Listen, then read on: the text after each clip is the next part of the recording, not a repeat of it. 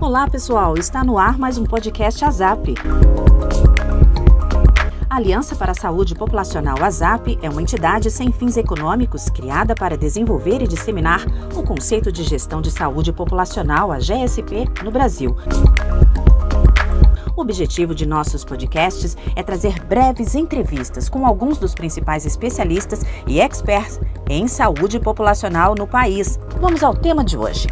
É um prazer estar aqui mais uma vez nesse webinar, nesse momento de discussão aqui que a gente provoca junto com a ASAP, Aliança para a Saúde Populacional, e dessa vez com o apoio da Horizon, a quem eu queria agradecer aí na figura do André, do Fábio, de todos os amigos lá da Horizon, e a todos os associados e parceiros, para que a gente possa discutir de forma aberta temas como esse que a gente está trazendo hoje. E hoje é um duplo prazer, porque, sabem, aquelas pessoas que você, antes de falar alguma coisa, antes de se posicionar, você tenta se consultar, tenta ver qual a opinião e tal. Essa pessoa já está há muito tempo no nosso radar para a gente fazer um webinar e, finalmente, a gente conseguiu encontrar uma data aí para a gente poder conversar. Eu tenho a honra e o prazer de chamar aqui o meu amigo Adriano Londres, uma pessoa com quem já dividi vários lugares de cadeiras, né? Nós já fomos... Eu já fui contratante dos serviços dele, ele já foi cliente dos meus serviços, a gente já rodou nesse sistema de saúde, mas, assim, é uma pessoa que eu sempre busco ler e me aproximar, porque ela tem informações sempre reais, factuais, e verdadeiras, francas. Não é aquela enrolação, né, que a gente vê muitas vezes em vários lugares. Adriano, muito, muito obrigado aí por ter aceito o convite e conversar sobre esse tema que eu adoro e que eu acho que vai ser uma boa experiência para nós. Cláudio, o prazer é meu, você tem razão. Assim, nesse setor a gente vê muito a dança das cadeiras, né? Não podemos fazer besteira. É um prazer estar com vocês aqui. Eu estava assistindo o vídeo da ZAP, muito bacana. Estive no congresso de vocês agora há pouco, foi fantástico. A gente comentava agora há pouco nos bastidores. E nós, da Arquitetos da Saúde, temos algo muito comum com a ZAP. A gente nasce com o objetivo de trazer, no final das contas, mais eficiência, no nosso caso, muito mais voltada para a questão do custo. Nós não somos uma empresa que faz assistência, mas para tornar esse setor, que eu ainda me recuso a chamar de sistema, acho que a gente está longe de poder se chamar de sistema, a saúde suplementar no caso, torná-lo mais eficiente. Esse é o nosso desafio, para isso que existe Arquitetos da Saúde, para, inicialmente, prioritariamente, empoderar quem paga a conta, a gente vai falar sobre isso, mas também contribuir ao longo de todos os elos da cadeia, onde a gente for convidado a participar. Não, e a gente tem escutado falar muito sobre não só sistema, mas ecossistema de saúde, o conflito que não deveria existir entre sistema público e sistema privado. Vamos começar essa conversa, vamos aquecer as turbinas aqui com esse termo mesmo, pagador, né? Eu sei, aprendendo aí com várias conversas e várias webinars e lives que você já fez, que esse termo aí vem lá de fora, né? A gente importou um termo payer e aí a gente alocou em alguém. No momento, os payers ainda estão divididos, né? Ainda existem payers individuais e existem payers coletivos. Mas a indústria farmacêutica chama as operadoras de plano de saúde de payers, de pagadores. Qual é a sua observação a respeito desses pagadores? Quem é a real fonte pagadora desse sistema de saúde suplementar? Eu acho que a real são todos pagadores, sob determinado ângulo, né? Todos são pagadores, mas, para mim, o principal pagador, aquele que faz a roda girar, é quem financia o setor, que são indivíduos, né, pagando um boleto de plano de saúde individual, um boleto de plano de saúde coletivo por adesão, ou empresas, né, prioritariamente empresas, 70% de maneira crescente de plano de saúde são financiados por empresas, e foram as operadoras de plano de saúde, né? A gente, infelizmente, costuma ver as operadoras sendo a geni da saúde suplementar, que eu acho que é um equívoco. Somos todos vítimas e culpados do quadro atual difícil do setor, mas são as empresas que, via operadoras, são as operadoras que democratizaram o acesso à saúde suplementar, esse nível de saúde, com todos os desafios que ainda tem,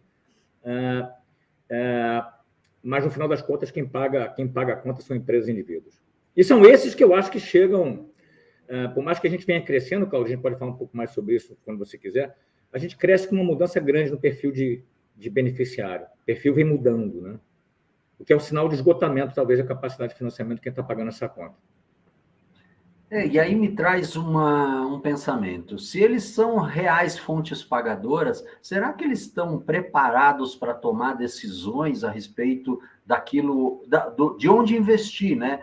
Porque é o seguinte, a gente sabe que saúde é o segundo custo de toda a empresa, né? O primeiro é a folha de pagamento, o segundo custo é as questões de saúde, quer sejam as questões diretas e indiretas de saúde da empresa. Como é que eles podem se preparar melhor? Como é que o sistema pode se comunicar melhor com eles para que eles tomem melhores decisões nesse investimento em saúde, já que são eles as reais fontes pagadoras? Tá. Primeiro, respondendo uma parte da sua pergunta, eu acho que, com exceções, o contratante não se utiliza da força, do poder que tem para o bem do setor, para elevar a régua de eficiência, né? Dificilmente nós teremos dinheiro novo, né? E dados e fatos demonstram isso, né? Você viu o setor crescer com a receita caindo ano passado, que é uma demonstração de esgotamento de novos recursos, né? Mas então eu acho que se a gente está no cenário caótico que está, eu não quero ser leviano, mas assim, em grande parte eu devo à lentidão, a certa apatia de quem paga a conta, que deveria estar nos cobrando, no final das contas, mais valor nas relações. Muito se fala sobre valor em saúde, na ótica do usuário, que é a quem nós servimos, né, e não podemos esquecer disso. Acho que às vezes a gente esquece a quem a gente serve também, né?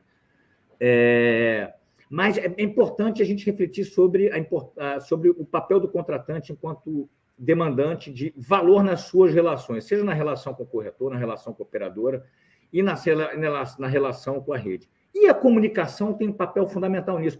Eu tenho me convencido, sabe, Cláudio, que a gente conversa muito a quatro paredes. As nossas conversas são a quatro paredes. Quando eu digo quatro paredes, envolvem os elos da cadeia, os elos do setor, prioritariamente operadoras e prestadores. De vez em quando a gente traz a indústria, que precisa ser trazida mais para perto. De vez em quando a gente traz os contratantes, né? Mas eu não tenho dúvida de que a gente tem um desafio enorme de como saber aprender a se comunicar com quem utiliza serviço. E aí tem algumas iniciativas interessantes acontecendo nesse sentido, a iniciativa da Fena Saúde, com a campanha contra a fraude, e a própria iniciativa da Brange também trazendo conceitos técnicos. Eu acho que é uma vela no final do túnel da compreensão de que a gente precisa se comunicar com quem está utilizando os serviços, número 1, e número 2, pagando a conta. Iniciativa, por exemplo, como a da ZAP, de lançar uma certificação de gestão de saúde populacional, como da BRH, de lançar uma iniciativa de programa de empresa saudável, do IES, uma publicação de saúde nas empresas, da própria ANAP e da Fiesp, nos contrataram para fazer um guia prático de contratação de plano de saúde. Então, a gente levar conhecimento, né, comunicar, produzir e comunicar conhecimento para quem está na ponta tomando decisões é fundamental. Não é à toa, assim, eu quero crer que esses movimentos, todos que eu citei agora, que são muito recentes, talvez num período de 1 ano, surgiram essas iniciativas, são bem-vindas. A gente não vai mudar se a gente não empoderar quem paga a conta e se a gente não conscientizar quem paga a conta e quem se utiliza de serviço. A gente precisa levar para eles os nossos desafios, né? E, nesse sentido, eu acho que essas iniciativas todas que eu citei aqui são muito bem-vindas. É importante entender qual é a real situação, quais são os desafios e para onde que a gente precisa caminhar. Não há solução sem comunicação, Cláudio. Isso é um aspecto da comunicação. O outro é como comunicar, como empoderar no processo de contratação de um plano de saúde, de escolha de uma operadora, o que pode ser feito para que sejam feitas melhores escolhas do que aquelas que são feitas, que, via de regra, têm incentivos pela troca de operadora muito mais do que pela oferta daquilo que talvez seja mais adequado para a empresa. Então, eu acho que comunicação precisa entrar em cena. A gente fala de mudanças estruturantes, Cláudio, de modelo de remuneração, de modelo de cuidado. Eu incluí uma terceira, de comunicação estratégica. A gente precisa mudar a forma como a gente se comunica com a sociedade. E aparentemente, estamos engatinhando nesse sentido. Então, eu acho que você traz aqui um ponto, e assim, até um pseudo-processo, né? Se eu posso me aventurar a dizer isso, que a gente precisa fazer alguns passos para chegar lá. Não vai acontecer um liga e desliga, né, desse processo todo, isso não vai acontecer também por geração espontânea, mas começar esse processo de comunicação, a gente tem usado muito a questão do letramento, né, mas anterior a tudo isso, o que você acha dessa questão de... Você citou o fórum, né, o Fórum WhatsApp que a gente fez, 58 palestrantes, mesas rodando, discussões de todos os lados, todos os atores do sistema de saúde participando, mas para que a gente possa entrar nessa sala de 4 paredes que você disse, talvez falte um pouco de empatia, né? De eu me colocar no lugar do outro antes de aprender a comunicar, não? Eu entender qual é o problema do outro e ir para essa conversa, para essa negociação, para arrumar esse sistema de pagamento do modelo de remuneração do sistema de uma forma mais empática. Porque se eu entrar nessa discussão para resolver o meu problema, eu não vou resolver o seu, não vou resolver o do outro, e aí as coisas acabam ficando mais compartimentalizadas. Inclusive os dados, a gente tem falado sobre isso. Modelos de remuneração sobre os dados e as informações geradas no sistema de saúde. Como é que a gente pode ser mais empático para gerar mais comunicação e evoluir nesse empoderamento? Ótima pergunta. Eu acho que a gente precisa fazer, Claudinha, como você colocou, é um trabalho de formiguinha, produzir consciência. A gente precisa gerar consciência sobre como funciona esse setor. Ele é extremamente complexo. Se fosse fácil, estava resolvido. Eu não acho que seja fácil. Eu acho que a gente vem andando a passos muito mais lentos que a gente poderia. Isso passa por por conscientizar os elos da cadeia de que, há uma absoluta interdependência entre todos nós. Não há como um ganha-perde, ou até o perdurar, perde, o que é que seja. Não há como. Não há como haver um ganho que, de alguma forma, não seja minimamente atrelado, um ganho individual atrelado de uma geração de valor para o setor como um todo. E hoje isso não acontece, né? A gente gera benefícios individuais e um grande prejuízo coletivo. Só que são benefícios individuais de vida curta, né? Talvez o que a gente tem de diferente agora e que pode ser um sinal de mudança, o ser humano muda de duas maneiras, né? Ou por reflexão, né? Que passa por essa empatia que você coloca, e tem empresas e pessoas que mudam nesse sentido, ou por dor.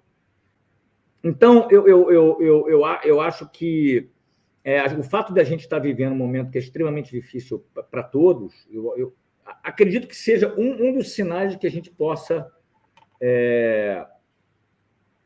estar caminhando para mudanças mais efetivas. Inclusive, todas as iniciativas que eu citei, Cláudio, da ASAP, da BRH, da ANAP, da FenaSaúde e da Abrange, são iniciativas de cunho, vou chamar de sistêmico, né? Eu acreditei um dia, Cláudio, que era possível sentar à mesa, os elos da cadeia todos, e construir uma agenda estratégica de 5 linhas. A gente não tem isso, 5 linhas comuns. A gente quer aumentar acesso, a gente quer medir resultado, a gente quer cuidar de saúde, não de doença. Nós falhamos enquanto elos da cadeia, no sentido de produzir uma agenda estratégica setorial. Falhamos. Talvez pela complexidade, talvez porque era possível empurrar com a barriga os resultados que estavam vindo, mas hoje eu vejo um outro movimento, e quero crer que ele seja um sinal de um novo tempo, que são agendas individuais de teor sistêmico, que são essas todas que eu coloquei. Acho que isso pode ser um caminho interessante. Agora, será lento, né? E o que pode encurtar isso? Transparência. Um dos motivos que não faz a gente mudar é porque os nossos erros, né? Ou os nossos conflitos, e conflitos não sempre existiam, o problema é eles não serem transparentes, né? Tem um ministro da Suprema Corte Americana, que eu cito muito, ex-ministro, Louis Brandeis: a luz do sol é o melhor detergente, está faltando botar a luz do sol, e a gente tem atuado com caixas pretas, né? O elo mais transparente da saúde suplementar, digam o que quiser, são as operadoras. São reguladas. Deixa eu aproveitar e trazer aqui um ponto, então, nessa luz aí que você estava falando. A Thaisa Jorgens mandou uma para a gente aqui. Entendo que a melhor forma de economizar na saúde é prevenindo, atuando com atividade física, né? Sim, atividade física é um dos 3 pilares. Atividade física, alimentação saudável e autoconhecimento. Como é que você acha que a gente consegue colocar luz sobre a ótica do usuário? Porque a gente está falando muito dos entes do sistema de saúde. Mas você falou também no começo que o beneficiário, que é o pagador final, né, o inicial desse sistema, ele também tem a sua culpa, responsabilidade. Como é que a gente pode trazer ele à luz para ele entender que plano de saúde é uma coisa, cartão de crédito é outra coisa, né? Que não dá para usar da mesma maneira. Esse é um desafio. A gente precisa deseducar o beneficiário nesse aspecto que você colocou de plano de saúde e cartão de crédito para reeducá-lo. Nós criamos a cultura do cartão de crédito, né?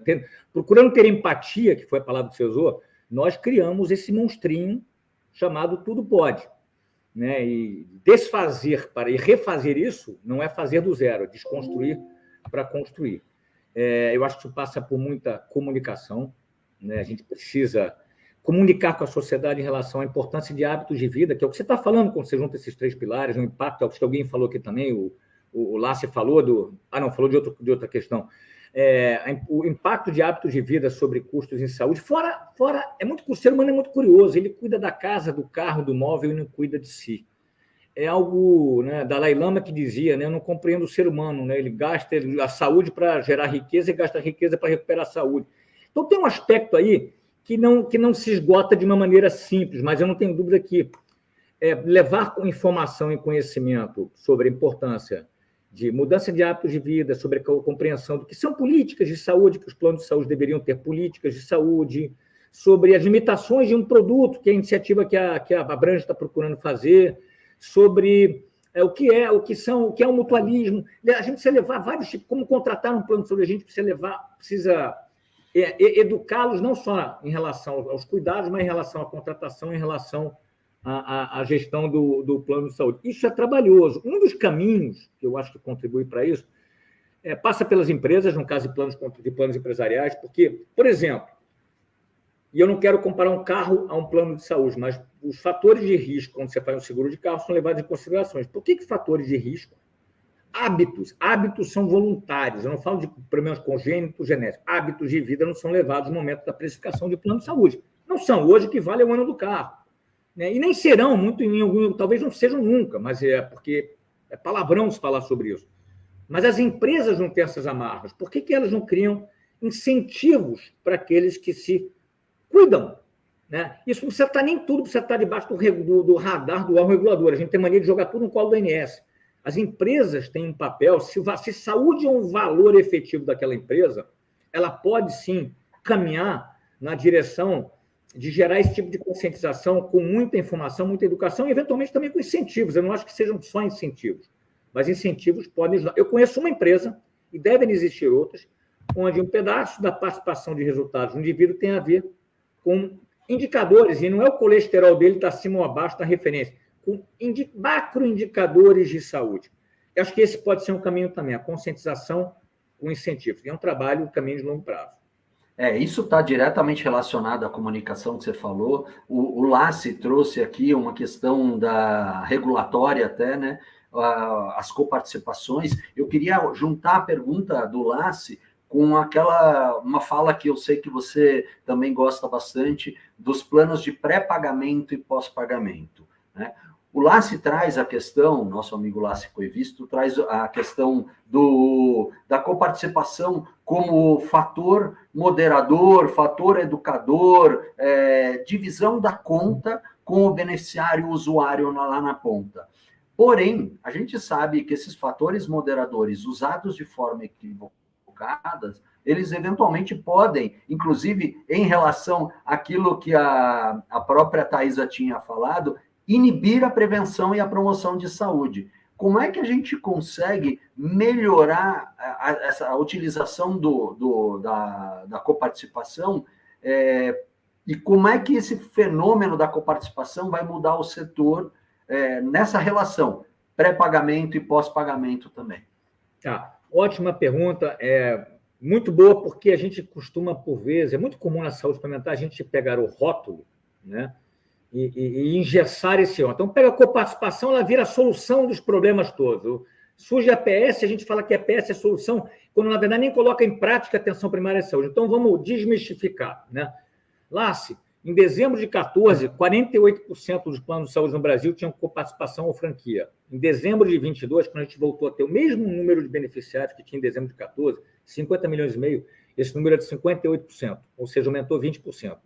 Essa foi uma das munições que as empresas utilizaram, ou por necessidade financeira de acomodar o custo no momento de reajuste, ou por necessidade prática para gerar o uso mais consciente ao longo do tempo. A coparticipação e a franquia tem que ser avaliada com muito cuidado para o remédio não virar veneno, como é o exemplo que você deu, Cláudia. A gente não quer que as pessoas deixem de utilizar. Então, você tem maneiras de colocar inteligência dentro dessa proposta de regulação administrativa. Ela é muito bem-vinda se ela for temperada, se ela for na dose correta, porque ela é pedagógica. Faz com que quem use pense com o chapéu de quem paga.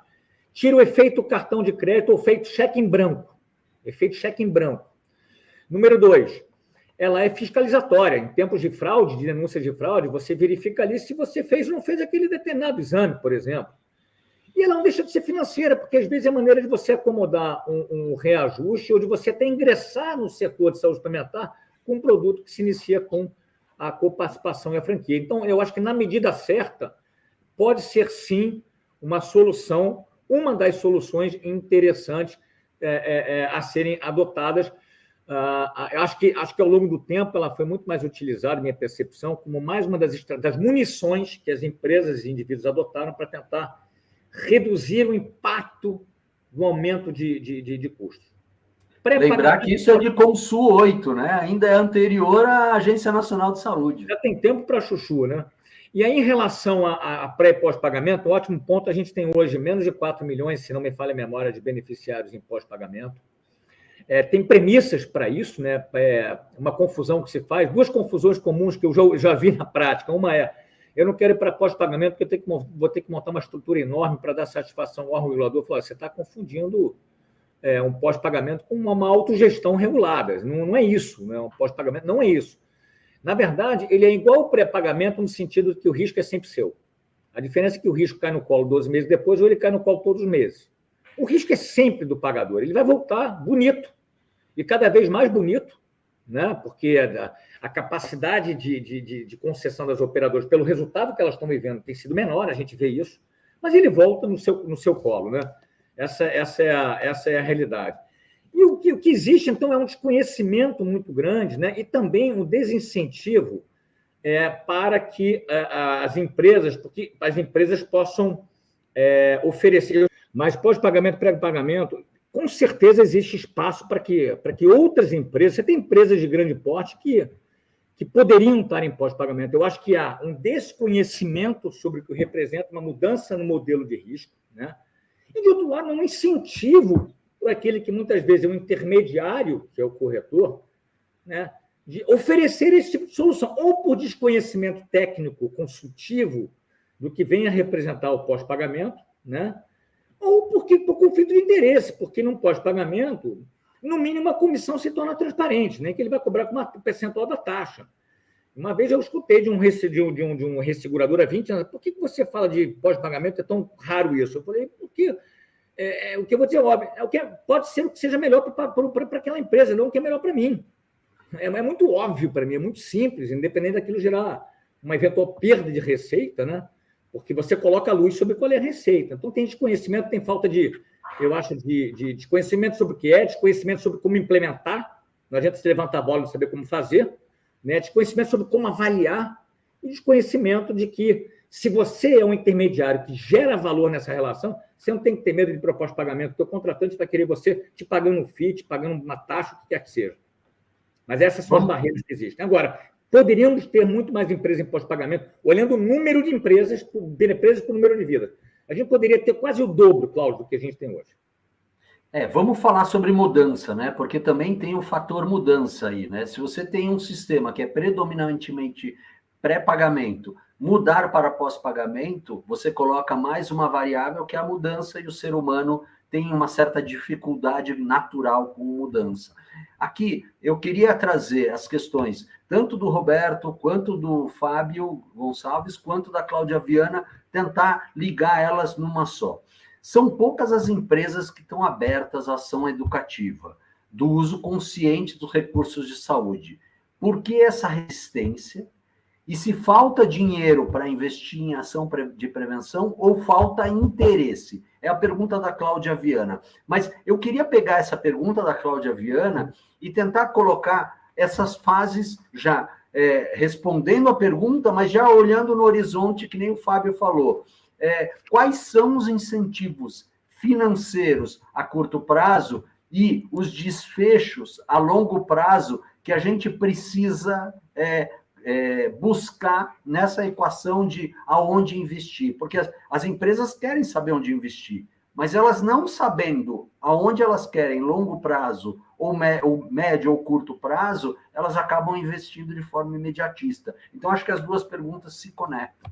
Eu acho que tem a ver com dois aspectos, Cláudio. O primeiro deles é qual é a essência da empresa?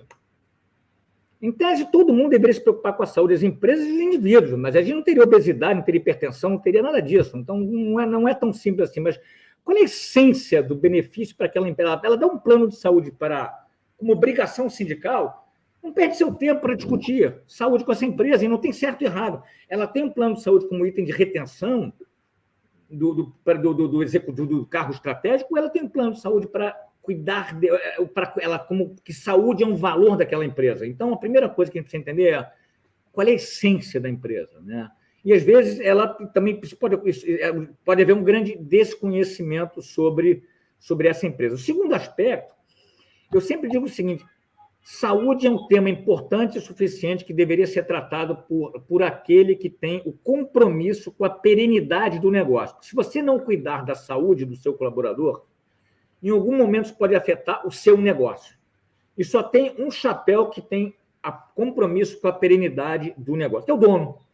Pode ser o conselho de administração, pode ser o dono da padaria no plano PME, não importa. Na visão de longo prazo, é ele que tem essa preocupação. Agora, se ele pode ficar trocando toda vez que a coisa fica ruim, né, empurrando o problema com a barriga, né, eventualmente ele é refém do setor.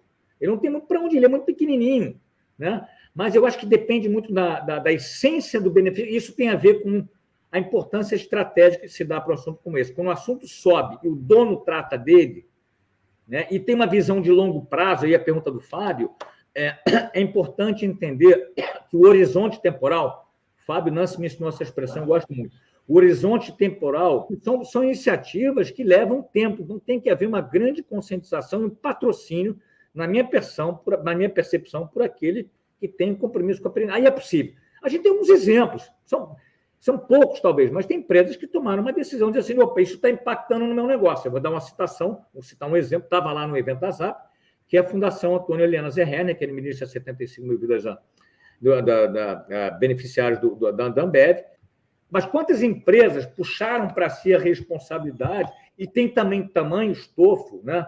E para poder patrocinar iniciativas nesse sentido. Então, eu acho que depende muito, no final das contas, quem está por cima se tem a compreensão sobre o que representa, tem a conscientização, né? Porque às vezes o RH quer fazer, o dono da empresa não quer. Quer dizer, qual é o incentivo? E, Cláudio, qual é o incentivo do executivo?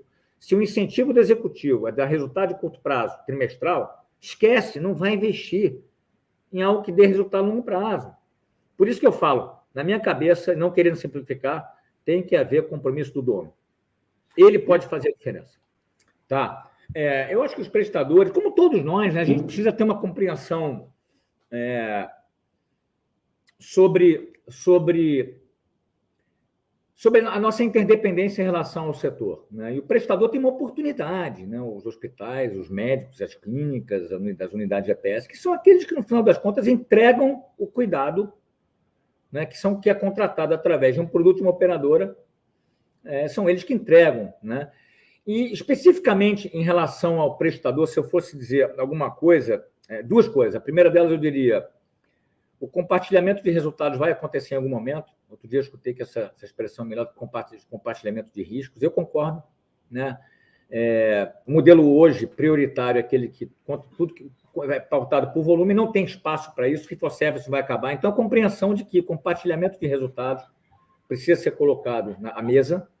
Isso pode representar uma redefinição estratégica, porque hoje eu posso fazer tudo. Agora, O que vai me manter nesse setor, nesse mercado, é aquilo onde eu faça bem feito. E número 2, a transparência. Quais são os resultados dos hospitais? Por que o hospital X é melhor do que o hospital Y? Tá bom, a reputação, é o meu médico indica, mas cadê o dado objetivo? Então, eu acho que há uma dívida, viu, Cláudio? Se você perguntar assim, qual é, para mim é uma dívida histórica de prestadores de serviço de saúde, de maneira geral, em abrirem a caixa preta dos seus resultados. Né? Pode ser que alguns tenham, mas não divulgam. Né? E, nesse sentido, Cláudio, eu vou divulgar uma iniciativa assim, na linha de se comunicar com a sociedade. A Redditor teve uma iniciativa muito interessante, há mais ou menos um ano atrás. Começou aí a imprensa para divulgar, para fazer uma prestação de contas em relação a alguns dos seus indicadores. É uma longa estrada a ser perseguida, mas eu achei extremamente louvável. Né, entendeu? Eu preciso prestar contas à sociedade, então o prestador precisa entender que ele precisa prestar contas à sociedade. Eu estava há pouco tempo atrás num evento lá na Unimed de São José do Rio Preto, aí teve uma médica mastologista que veio conversar, será uma médica muito famosa aqui na região e tal, e ela veio conversar comigo, ela falou assim, porque a Unimed paga igual, me paga mal, paga igual todo mundo. Eu falei para ela, quantas vezes a senhora já sentou com a operadora para mostrar porque a senhora é diferente? A operadora quer estar junto com quem gera melhor cuidado, é mais eficiente, não tenha dúvida, ela não quer ser sua inimiga, ela vai ser inimiga do bom prestador. Mas ela, a operadora que depende de um terceiro, né, ela quer, mesmo que não depende, ela quer estar junto dos melhores. Então, é momento, Cláudio, um dos caminhos para o prestador é a gente entender a importância de discutir deveres, direitos, mas também deveres. E, assim, a luz do sol é o melhor detergente. É importante que se caminhe nessa direção. Transparência. Porque aí não há juízo de valor. Você bota lá, para quê? Meu indicador é esse. É mais uma informação para quem está fazendo escolhas. Ele vai olhar preço, ele vai olhar rede, ele vai olhar reembolso, mas olha também esse tipo de informação. Essa é a dívida, para mim, que o prestador tem junto à sociedade. E até fazer isso no sentido de criar modelos de remuneração, como você falou no começo, né? Porque, assim, se a gente continuar no mesmo modelo de remuneração, objetivando os mesmos desfechos, aí a pergunta do Fábio se linka com a pergunta do Roberto Viana, né? E aí a gente não sabe curto e médio prazo, a gente vai estar sempre rodando no mesmo ciclo. A Vera Bejato traz a questão do porquê de tão poucos planos de pós-pagamento. Eu acho que você já respondeu. Tá. Desculpa. Eu acho que a pergunta da Vera, acho que você até já respondeu um pouco, né? O que eu não sei responder do que a Vera pergunta é por que algumas operadoras não oferecem. Eu sei por que o intermediário não oferece. Né? Por desconhecimento ou por conflito. Né? Mas por que há algumas, de fato, eu não sei dizer o porquê. Tá? Eu tomo essa liberdade de responder em parte, porque a gente criou a Mafre Saúde só em pós-pagamento. Né? Era a única operadora de plano de saúde só em pós-pagamento aqui no Brasil. A dificuldade que a gente tinha era do resseguro global, entendeu? As empresas não tinham interesse em buscar essa fonte de receita oscilante, que você bem explicou, né? Porque, na realidade, são elas que pagam ou no final do mês ou no final do ano, né? No final dos 11 meses, e a gente não tinha como oferecer para eles esse resseguro. Aí, o que acontecia? A operadora de plano de saúde precisava assumir o risco desse pós-pagamento para poder acomodar. Então, ficava quase que na mesma. Acho que também um pouquinho da mentalidade, que eu acho que a Rosângela Catunda está trazendo aqui, um pouco do que a Fátima também trouxe, né, do papel protagonista desses atores que tomam a decisão. E eu queria trazer aqui para você uma coisa que a gente falou no filminho de abertura da ZAP, 2 termos que estão diretamente relacionados ao objetivo da, entre aspas, fonte pagadora: eficiência e desperdício. Né? Se a gente não trabalhar o sistema de saúde, você falou de erros, né? Muitos erros, mas existem outros motivos de ineficiência e desperdício. Como é que a gente melhora o sistema de saúde nesses dois pilares que, para mim, são fundamentais? Tá. Ô, Cláudio, eu posso responder só uma pergunta que eu não respondi? Por favor. Você, acho que foi a questão do Fábio, né, do longo, curto prazo, longo prazo. Isso. Vou citar iniciativas interessantes, que a gente tem que se pegar nos exemplos que estão surgindo. Né? A Unidas é uma entidade de operadores que são contratantes. São financiadores. Né? E tem iniciativas tem um projeto piloto de remuneração baseado em valor numa visão de longo prazo. É o contratante incomodado. O Clemente tem uma matriz que ele produz, que ele fala quem é que tem a capacidade, quem é que vai fazer as mudanças que a gente tanto discurso e pouco pratica. Né? Quem quer cuidar de saúde, não de doença, quem tem uma visão de longo prazo, quem lucra com a saúde, não com a doença, e assim por diante. Eu acredito muito no que as autogestões vêm fazendo, até porque a dor bate mais forte na porta deles, pela idade média, pela faixa etária, pelos desafios que eles têm, em função das particularidades que eles têm. E aí é um desafio de fazer isso. Com quem que você começa? Com quem você tem mínimo de confiança. E começa simples. A gente tem mania de querer fazer gol de bicicleta na saúde. Faz gol de barriga ou de canela, conta um. Com quem que eu confio e que eu possa fazer um projeto piloto com gatilhos. O Fábio tem uma experiência fantástica lá que ele teve com a oftalmologia, muito nesse sentido. Né? Então, assim, confiança. César Abicalaf tem uma experiência interessante. Ele vem sendo o grande embaixador de valor em saúde no Brasil, César Abicalaf. Tem experiências muito interessantes nesse sentido. Só para não deixar de responder a pergunta do Fábio. Eficiência e desperdício. Ótimo. Não tem dinheiro novo. O dinheiro precisa vir da maior eficiência e do menor desperdício. Né? E tem iniciativas nesse sentido. Né? Uma delas é as campanhas contra o uso consciente, uma campanha da FENA Saúde, né? Para evitar ineficiência, para evitar desperdício. A própria campanha da Branja, a iniciativa de vocês com a qualificação do gestor de saúde populacional, não tem dinheiro novo. Essa é a notícia ruim. A notícia boa acho que é consenso que nós todos podemos fazer melhor uso do dinheiro que está à mesa. Isso passa por melhor cuidado, né? E por mudar a forma de cuidar e por mudar a maneira de pactuar as relações. Então, pode ser endereçando fraude, pode ser comunicando, levando educação para o usuário, gerando transparência na produção de resultados, contribuindo para a interoperabilidade de dados, que gera um caminhão de desperdício, que é um desafio hercúleo. Então, assim, esse é o caminho, os esforços estão aí, porque você não está tirando de um ou de outro, assim, você está tirando daquilo que é o mau uso, do incentivo, muitas vezes, não é do incentivo, da pouca transparência na remuneração do corretor, por vezes, que é estimulado pela troca. Né? Eu fiz uma conta, uma vez, de quanto é que se pagou de despesa comercial além do IPCA, só para dar um número, de 2010 a 2021. Eu não estou dizendo se o que se paga é muito ou pouco, estou dizendo que o que se pagou na dor. Você concorda que pagar além do IPCA, pagar na dor do contratante? Foram 8 bi. Sai da mesma fonte. Foram 8 bi. Esses 8 bi foram tirados. Isso é ineficiência. Agora, será que se o contratante soubesse quanto é que ele está pagando para o intermediário, né, ele concordaria em pagar na dor? Talvez não. A gente dá a volta e não faz coisas extremamente simples. Essa é uma delas. Não é uma caça às bruxas. Tem espaço para o corretor que tem um olhar consultivo e que age de maneira transparente. Existe espaço para ele cada vez mais. Agora, não existe um caminhão de outros que estão com incentivo equivocado.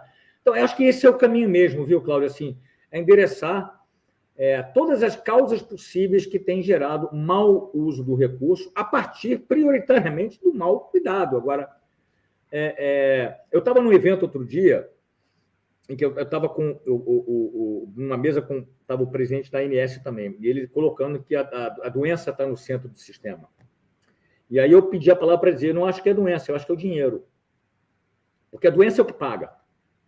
O que paga bem é a doença, não é a saúde. Então, eu acho que a gente precisa tirar o dinheiro. O dinheiro é fundamental. Não existe atividade econômica sem lucro. Lucro não é palavrão. Lucro é necessário. Lucro é uma obrigação ética. Eu escutei isso uma vez. Gera riqueza, gera emprego, distribui riqueza. O que não pode é o lucro às custas de uma destruição de valor de um setor. Né? Se você tirar a margem dessa equação, agregando valor, positivo. Se você está tirando margem, não agregando valor ou trazendo ineficiência, desperdício, você deveria ser cortado mesmo. Eu acho que é exatamente isso. E é isso, e não há mais, assim, não é ser contra, não é uma guerra de silos, prestador contra operador, operadora contra... É assim, é uma guerra do bem contra o mal. A gente precisa defender a parte boa do todo. Eu fui presidente do Sindicato de Hospitais lá em 99, e eu defendi a operadora, olha só, eu não estou aqui para defender o todo da parte. Não é porque eu represento, eu estou aqui para defender a parte boa do todo. Essa é a postura que eu acho que as entidades de classe, né, também precisam ter. E, felizmente, a gente começa a ver algumas iniciativas nesse sentido. Mas esse é o caminho, Cláudio, não tem dinheiro novo. Por isso que eu não gosto da palavra sustentabilidade, porque o setor vai encontrar sua sustentabilidade com 30 milhões, com 20, com 80. Para mim, a palavra do dia é eficiência. É isso que está à mesa e é isso que eu acho que é consenso, que nós, de todos nós, cada um de nós pode fazer um pouco mais e um pouco melhor. E, no final, vai sobrar, né? Ou mais acesso, ou um custo menor, uma combinação dos dois, e melhor cuidado, ou uma combinação dos três. Você trouxe a questão da autogestão e o Marcelo Santos está trazendo aqui, no final do dia, a briga entre operadoras e prestadores sendo sempre financiada pelo contratante. Faz sentido repensar a possibilidade de criação de uma autogestão por segmento, criando uma nova modelagem? E aqui eu trago uma questão que você trouxe muito importante.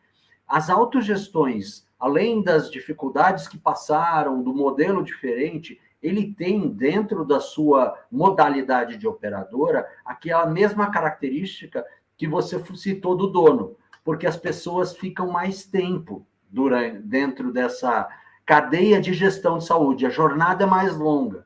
E com uma jornada mais longa, o retorno sobre o investimento, os incentivos à prevenção e promoção são maiores. Será que isso não tem a ver com a pergunta do Marcelo Santos? Eu não sei, boa pergunta, conheço bem o Marcelo, vou perguntar depois no bastidor para ele. Mas se eu entendi a pergunta do Marcelo,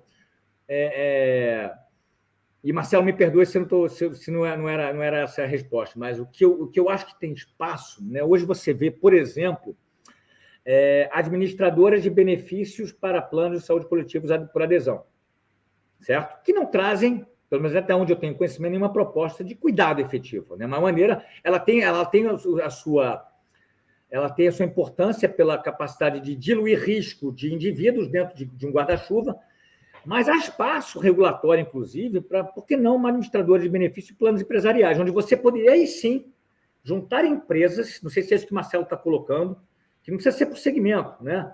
Onde o estipulante é essa administradora, mas que venha com uma proposta de cuidado, né? E que seja... eu acho que esse pode ser um caminho. Por que não foi feito até agora? Porque é difícil para chuchu. Porque é muito difícil, né? Porque talvez a gente não tenha essa expertise. Então, não sei, Marcelo, se essa era a tua pergunta, mas eu acho que, em algum momento, pode surgir isso. Alguém que seja competente o suficiente numa proposta de cuidado, que aceite assumir o risco, a estipulação daquilo e trazer para debaixo do seu guarda-chuva várias empresas. Pode ser um caminho. Deixa eu finalizar aqui, porque a gente já está quase chegando já no tempo, né? Com essa pergunta do Antonini de Oliveira, porque eu acho que ela dá pano para bastante manga. Ele fala aqui da integração de sistemas de saúde. Você falou de interoperabilidade, ele fala da integração de sistemas de saúde. E voltando ao tema do nosso webinar, né? A real fonte pagadora, o pagamento, a comunicação desse recurso que gira para que essa fábrica funcione, né? Esse sistema funcione, como superar os desafios e promover a interconexão efetiva entre os provedores de cuidado para reduzir, não só aqui, eu vou tomar liberdade de fazer uma leitura um pouco mais ampla, a fragmentação do paciente, mas a fragmentação dos dados, da informação do paciente. E quais iniciativas que você conhece no mercado que se mostram mais próximo dessa esfera de integração, interoperabilidade, conexão do sistema, para que ele possa fazer tudo aquilo que a gente está falando, porque a gente já descobriu que não tem um culpado, são todos culpados, mas tem alguém que paga a conta dessa culpa, né? E como é que esse pagador da culpa pode se sentir primeiro, menos culpado e pagar menos, né? Como é que essa conexão toda pode funcionar melhor? Eu acho, Cláudio, primeiro, se fosse fácil, estava resolvido. A pergunta do Antonini é bem desafiadora. É uma das mais, que é um dos maiores desafios que a gente tem, exatamente esse ponto que ele coloca. Onde eu vejo luz no final do túnel e não uma bola de cristal? O contratante, né? Eu acho que o contratante ele deveria, de novo, a Fundação Antônia Helena Zerrenner vem fazendo isso, né? Estabeleceu um prontuário próprio. Vocês podem um dia chamá-los para contar a história, vão contar muito melhor do que eu, porque eu não tenho nem a propriedade para isso, mas eu conheço bem a história deles. Um prontuário próprio e demanda junto às operadoras, etc., prestadores, que ele possa ter acesso, respeitando todas as regras da LGPD, à informação para que não haja essa fragmentação do cuidado. Eles estão caminhando nessa direção, na condição de contratantes, para o bem, né, para fazer o melhor cuidado. Eu acho que a Unidas, enquanto operadoras, a representante de operadoras e de contratantes, também tem caminhado nessa direção de ter uma outra demanda em relação à rede. Não tem mais espaço só para você discutir a tabela. Você quer ver como é que você vai ter acesso, integrar informação, como é que você vai ter acesso a resultados. Então, eu acho que, Antonini, é desafiador. Conheço muito poucas iniciativas, para não dizer quase nenhuma, mas eu acho que o contratante, óbvio que ele tem que ter um certo tamanho, porte, né, uma importância para fazer essa construção, né, uma construção para o bem, aqueles que têm efetivo compromisso com a qualidade, com cuidado. Eu acho que essa força poderá vir muito mais de quem paga a conta de qualquer elo da cadeia, porque quem está pagando a conta da ausência disso. No final do dia é isso. É o que eu acho. Se a pessoa está com o problema no colo, ela resolve saindo da inércia, né? Iniciando o movimento. Quem tem maior força, quem tem maior dor para poder iniciar esse movimento, são os pagadores do sistema, como você vem falando durante todo esse webinar. Adriano, eu queria agradecer demais aqui a sua participação, mas eu podia ficar 2 dias aqui conversando. A gente pode fazer o volume 2, o volume 3, o volume 4 aqui das conversas, porque, para mim, como eu disse no começo, é uma honra, é um aprendizado. Tem muitos temas, tem muita coisa que a gente precisa discutir para melhorar o sistema, mas é fundamental a gente conversar sobre esses assuntos, porque não vai acontecer solução desses problemas por geração espontânea. Então, eu cedo um pouquinho, você cede um pouquinho, o outro cede um pouquinho, e a gente chega num ponto. É isso que a ZAP se propõe a fazer, é isso que o Fórum se propôs a fazer, é isso que esses webinars tentam trazer, aonde é que a gente pode melhorar. E a gente queria agradecer a você e aos arquitetos por também levantarem essa bandeira. Se você quiser fazer um merchan aí dos arquitetos, fique à vontade aí. Muito obrigado, agradecer demais. Obrigado, Cláudio. Eu queria citar uma expressão que a Luciana, onde ela me citou. Eu tenho dito o seguinte: eu não faço caça às bruxas, o que eu procuro fazer é uma reflexão, né, onde eu me incluo como parte dos culpados, né, faço parte desse setor, e o que eu percebo, o que a gente precisa como setor, é de exemplos de protagonismo estruturante. Iniciativas que sejam estruturantes. E eu citei algumas aqui, né? Muito poucas perto do que a gente poderia e deveria. Mas eu quero crer que essas sejam iniciativas que possam fazer a diferença. Citei a Unida, citei vocês, eu citei a Abrange, eu citei a Fena Saúde, eu citei a ANAP, eu citei a Fundação Antônia Helena Zerrenner. A gente precisa dar voz e eco para essas iniciativas aparentemente isoladas, mas todas elas com um olhar sistêmico. Todas elas voltadas para melhorar o setor como um todo, e é isso que nos falta. O que falta para a gente, tem um ditado que diz, para terminar com uma frase, Cláudio: pior do que a miséria de recursos é de um prêmio Nobel de Medicina chamado Ramon e Cajal, se não me engano, 1906. É o médico. Pior do que a miséria de recursos é a miséria de vontade. A gente chega um momento de aparente falta de recursos por falta de vontade. Então, mãos à obra. Sabemos o que precisa ser feito, né? Então, esse é o desafio. E a nossa empresa existe para ser um grãozinho de areia e contribuir com o somar e não o extrair, né? O agregar e não o retirar, aonde a nossa mão alcança, é para isso que a gente existe, né? Então, é possível. Eu acho que daqui para frente o que a gente precisa fazer se a gente olhar para trás, a gente mudou muito pouco nos últimos 10 anos, mas muito pouco. Então, o que a gente precisa de mais mudança não é tecnologia, não é dela super mesmo. A gente precisa de mudança de atitude. Sou um pouco sonhador, sabe, Cláudio? Mas é nisso que eu acredito. Não, sonho que se sonha só é só um sonho. Sonho que se sonha junto já é quase realidade. Então, já tem 2 sonhadores e a ZAP está com vocês. A gente quer promover cada vez mais discussões como essas e sonhar junto para poder construir alguma coisa melhor no final do dia.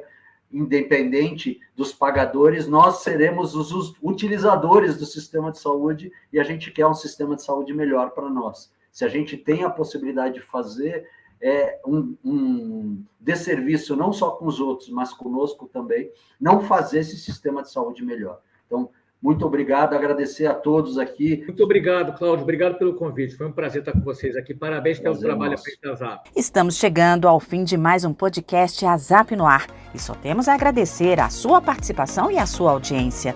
Antes de nos despedirmos, convidamos a todos a seguir a ZAP nas redes sociais. Estamos no Facebook, Instagram, LinkedIn, YouTube e Spotify. É só procurar a ZAP, ASAP, Saúde e nos acompanhar. Um grande abraço e até o nosso próximo episódio.